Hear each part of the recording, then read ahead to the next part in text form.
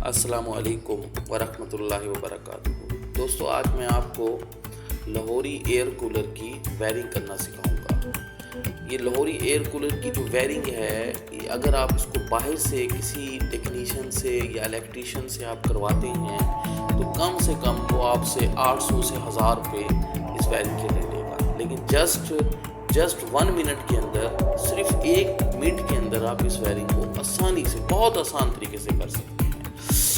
दोस्तों, इसमें 3 किस्म की तारें होती हैं। एक आपका ये पंप होता है, चाइना का पंप है। ये चाइना का पंप है एक आपका। अब इसकी चाइना के पंप की 2 तारें हैं। दोस्तों, आप देख रहे हैं ना, ये 2 तारें हैं चाइना के पंप की, ठीक है। और इसी तरह जो मोटर से 2 तारें आ रही हैं, ये 2 मोटर से आ रही हैं, ठीक है दोस्तों। ये 2 तारें मोटर की हैं। इसी तरह जो हमने स्विच लगाना है, ये हमारा स्विच है।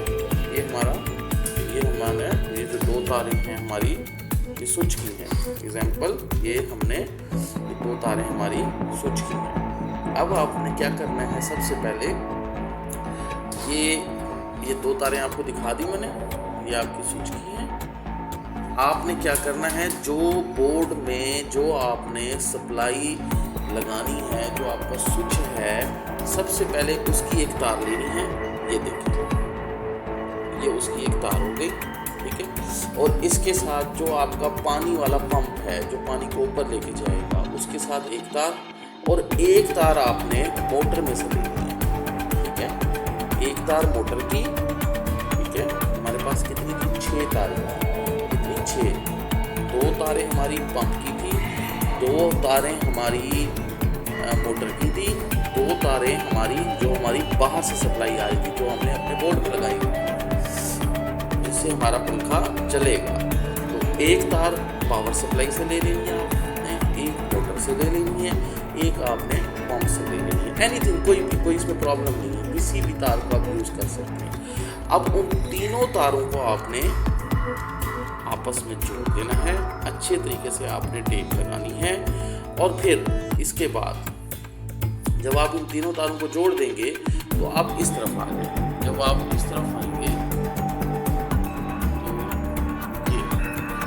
ये आपका 2 स्विच है, ठीक है।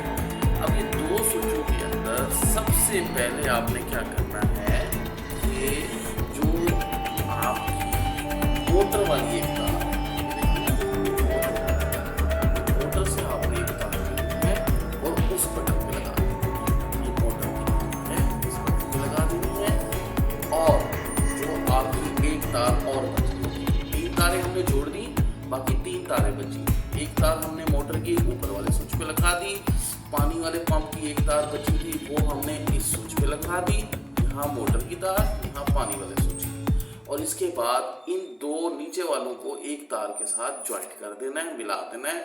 और ये जो हमारी तार है, ये जो हमारी तीसरी तार थी, जो हमारी बाहर से सप्लाई आएगी, उसके साथ जोड़ देना है, ठीक है दोस्तों। मजीद मैं आपको इसके बारे में और भी बताता हूँ अभी। जी, देखा आपने, ये जो हमारी 3 तारें थी, हमने इन 3 तारों को आपस में जोड़ दिया। अब हमारे पास ये है, जो बाहर से हमारी 2 तारें आ रही हैं, ये देख रहे हैं आप, ये बाहर से आ रही हैं। अब इन 2 तारों को बाहर में से इनको हमने जोड़ दिया। जो एक हमारी तार है उसको हमने यहाँ पर लगा देंगे, इस वाली साइड पर, ठीक है, इस तार के साथ। ये भी मैं आपको, अब आप बेहतर तरीके से समझ सकेंगे कि ये हमारा जो पंप था, ये हमारा पंप है। इस पंप के साथ जो 2 तारें जा रही थी, उसमें से एक हमने इसके साथ ज्वाइंट कर दी, ठीक है। और एक मोटर की कर दी, ये मोटर वाली तार, एक मोटर वाली तार, एक पंप वाली, और जो एक हमारी बाहर से मेन सप्लाई आ रही थी, वो हमने इसके साथ ज्वाइंट कर दी, ठीक है। ये